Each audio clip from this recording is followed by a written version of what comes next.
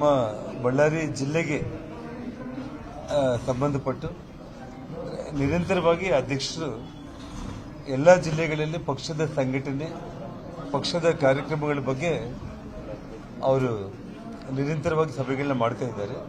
ಇವತ್ತು ಬಳ್ಳಾರಿ ಸಭೆ ಇತ್ತು ಮತ್ತು ಇತ್ತೀಚೆಗೆ ಬಳ್ಳಾರಿಯಲ್ಲಿ ಆಗಿರುವಂಥ ಎಲ್ಲ ಘಟನಾವಳಿಗಳ ಬಗ್ಗೆ ಕೂಡ ಸಭೆಯಲ್ಲಿ ಚರ್ಚೆ ಆಗಿರುವಂಥದ್ದು.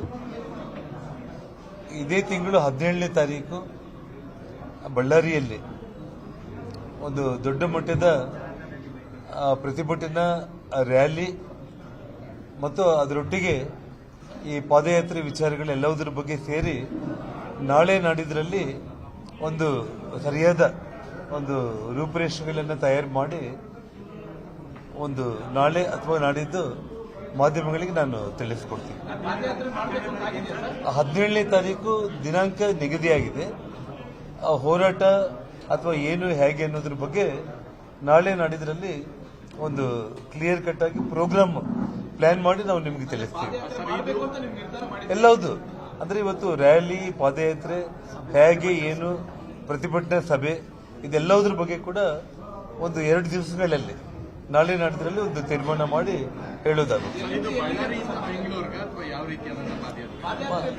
ಆ ಎಲ್ಲ ಪ್ರೋಗ್ರಾಮ್ ಬಗ್ಗೆ ಡೀಟೇಲ್ಡ್ ಆಗಿ ಮ್ಯಾಕ್ಸಿಮಮ್ ನಾಳೆ ಅಥವಾ ನಾಡಿದ್ದನ್ನ ನಾನು ಬಳ್ಳಾರಿ ಮಾಧ್ಯಮಗಳ ಮೂಲಕನೇ ನಾನು ತಿಳಿಸ್ತೀನಿ. ಅಂದ್ರೆ ಒಂದು 3-4 ವಿಚಾರಗಳು ಮಾತಾಡಿದೀವಿ ನಾವು. ಆ ಎಲ್ಲದನ್ನು ಪ್ಲಾನ್ ಮಾಡ್ತಾ ಇದ್ದಾರೆ ಕೂತ್ಕೊಂಡ್ಬಿಟ್ಟು ಎಲ್ಲ ಮಾತಾಡಿದ್ದೀವಿ. ಮತ್ತೆ ನಾಳೆ ಕೂಡ ಮಾತಾಡಿ ಅದನ್ನ ಅನೌನ್ಸ್ ಮಾಡ್ತೀವಿ. ಇಲ್ಲ, ಅಧ್ಯಕ್ಷರು ಇದನ್ನ ಬಹಳ ದೊಡ್ಡ ಮಟ್ಟದಲ್ಲಿ ಯಾವ ರೀತಿ ತಗೊಂಡೋಗ್ಬೇಕು ಅಂತೇಳಿ ನಮ್ಮ ಕೇಂದ್ರ ನಾಯಕರು ಕೂಡ ಈಗಾಗಲೇ ಅವರಿಗೆ ಕೆಲವೊಂದು ಸೂಚನೆಗಳನ್ನು ಕೂಡ ಕೊಟ್ಟಿದ್ದಾರೆ. ಅವರು ಮಾತಾಡ್ತಾ ಇದ್ದಾರೆ. ಇವತ್ತು ಎಲ್ಲ ವಿಷಯಗಳು ಮಾತಾಡಿದ್ದೀವಿ. ಒಂದು ಪ್ಲಾನ್ ಹೇಗಿರ್ಬೇಕು ಅನ್ನೋದನ್ನ ಇವತ್ತು ಸಂಜೆಗೆ ಅಥವಾ ನಾಳೆಗೆ ಫೈನಲ್ ಆಗುತ್ತೆ. ಅದನ್ನ ನಾನು ನಿಮ್ಗೆ ತಿಳಿಸ್ತೀನಿ. ನೋಡಿ, ಸರ್ಕಾರದ ಕಡೆಯಿಂದ ನಾವೇನು ನಿರೀಕ್ಷೆ ಮಾಡಲಿಕ್ಕೆ ಸಾಧ್ಯ ಇದೆ? ಮಾಮೂಲು ಪೊಲೀಸರಾಗ್ಲಿ CID ಆಗಲಿ ಎಲ್ಲ ಕೂಡ ರಾಜ್ಯ ಸರ್ಕಾರದ ಕೆಳಗಡೆ ಇರುವಂಥದ್ದು.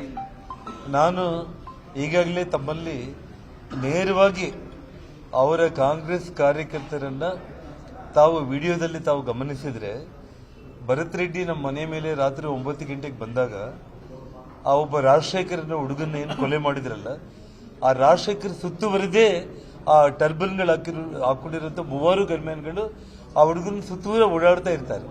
ಅವ್ರು ಎಲ್ಲಿ ತಪ್ಪಿಸ್ಕೊಂತಾನೋ ಅಂತೇಳಿ. ಅಂದ್ರೆ ಯಾರೋ ಒಬ್ಬ ಪ್ರಮುಖ ಕಾರ್ಯಕರ್ತನ ಕೊಲೆ ಮಾಡಿಬಿಟ್ಟು ನಮ್ಮ ಮೇಲೆ ಆಗ್ಬೇಕನ್ನುವಂತ ಒಂದು ಕುಡಿದ ಅಮಲಲ್ಲಿ ಇವತ್ತೇನು ಶಾಸಕ ಭರತ್ ರೆಡ್ಡಿ ತೀರ್ಮಾನ ಮಾಡ್ಕೊಂಡಿದ್ನೋ, ಆ 3 ಕಾರ್ಬನ್ ಹಾಕೊಂಡಿರುವಂತ ಆ ಟರ್ಬನ್ ಗನ್ಮ್ಯಾನ್ಗಳು ಪಂಜಾಬಿಗಳು ಆ ರಾಜಶೇಖರ್ ಸುತ್ತೂರನೇ ಓಡಾಡ್ತಾ ಇರ್ತಾರೆ. ಆ ಹುಡುಗ ಲಾಠಿ ಏಟಿಗೆ ಅವ್ನು ಹಿಂತಿರುಗಿ ಓಡ್ತಾ ಇದ್ರೆ ಅವನ್ ಬೆನ್ ಹಿಂದೆನೆ ಪಾಯಿಂಟ್ ಬ್ಲಾಂಕ್ ಅಲ್ಲಿ ಕೊಲೆ ಮಾಡಿದ್ದಾರೆ. ಇಷ್ಟು ಸಾಕ್ಷಿ ಇಟ್ಕೊಂಡ್ಬಿಟ್ಟು ಬಳ್ಳಾರಿ SP ಸಸ್ಪೆಂಡ್ ಆದ್ರು, IG ಟ್ರಾನ್ಸ್ಫರ್ ಆದ್ರು. ಆದ್ರೆ ನಿಜವಾದ ಕಳ್ಳರು DSP ASP ಅಲ್ಲೇ ಬಳ್ಳಾರಿಯಲ್ಲಿ ಕುಂತಿದ್ದಾರೆ. ಅವ್ರ ಮೇಲೆ ಕ್ರಮ ಇದುವರೆಗೆ ಕೈಗೊಂಡಿಲ್ಲ. ಅವನು ಸತೀಶ್ ಶೆಟ್ಟಿದ ವಿಡಿಯೋ ನಾನು ಬಿಡುಗಡೆ ಮಾಡಿದೆ. ಅವನು ಆರಾಮಾಗಿ ಆಸ್ಪತ್ರೆ ಒಳಗಡೆಯಿಂದ ನಡ್ಕೊಂಡು ಬಂದು ಗಾಡಿ ಹತ್ತಿ ಆಂಬುಲೆನ್ಸ್ ಅಲ್ಲಿ ಕೂತ್ಕೊಂಡು ವಿಕ್ಟ್ರಿ ಸಿಂಬಲ್ 3 ಬಾರಿ ತೋರಿಸ್ತಾನೆ. ಅವನ್ನ ಅರೆಸ್ಟ್ ಮಾಡಿಲ್ಲ.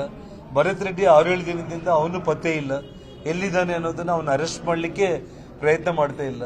ಹೊಸ SP IG ಇಬ್ಬರು ಬಂದಿದ್ದಾರೆ, ಅವರು ಅರೆಸ್ಟ್ ಮಾಡೋ ಪ್ರಯತ್ನ ಮಾಡ್ತಾ ಇಲ್ಲ. ಆ ASP DSP ಮೇಲೆ ಇದುವರೆಗೂ ಕ್ರಮ ಇಲ್ಲ. ಅಂದ್ರೆ ಈ ಸರ್ಕಾರ CID ಕೊಟ್ರೆ ಏನೋ ಮೇಲೆಯಿಂದ ಬಿದ್ದುಬಿಡುತ್ತೆ, ಮಾಡೇ ಬಿಡ್ತಾರೆ ಅನ್ನೋಂಥ ಪರಿಸ್ಥಿತಿ ಸಾಧ್ಯನೇ ಇಲ್ಲ.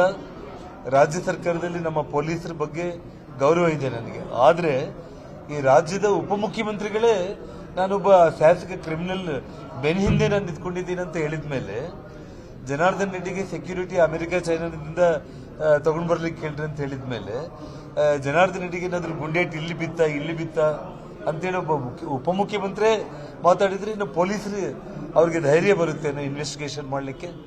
ಹಾಗಾಗಿ ಈಗಾಗಲೇ ನಮ್ಮ ಪಕ್ಷದ ಕೋರ್ ಕಮಿಟಿಯಲ್ಲಿ ನಿರ್ಧಾರಗಳನ್ನ ತಗೊಂಡು ನಮ್ಮ ಎಲ್ಲ ಪಕ್ಷದ ಹಿರಿಯರು ತಮ್ಮ ಮುಂದೆ ಬಂದು CBI ಎಂಕ್ವೈರಿ ಆಗಲೇಬೇಕು ಅಂತ ಹೇಳಿ ಆಲ್ರೆಡಿ ಅವರು ಆಗ್ರಹ ಮಾಡಿದ್ದಾರೆ. ಹಾಗಾಗಿ ಇವತ್ತು ನಮ್ಮ ಹೋರಾಟದ ರೂಪುರೇಷೆಗಳ ಬಗ್ಗೆ ಇವತ್ತು ನಾಳೆ ಅದಕ್ಕೊಂದು ಸರಿಯಾದ ನಿರ್ದಿಷ್ಟವಾಗಿ ಪ್ಲಾನ್ ಮಾಡಿ ಹೇಳೋದಾಗುತ್ತೆ. ಹಾಗಾಗಿ ಈ CID ತನಿಖೆಯಿಂದ ಇನ್ನೊಂದರಿಂದ ನ್ಯಾಯ ಸಿಗುತ್ತೆ ಅನ್ನೋದು ಸುಳ್ಳು.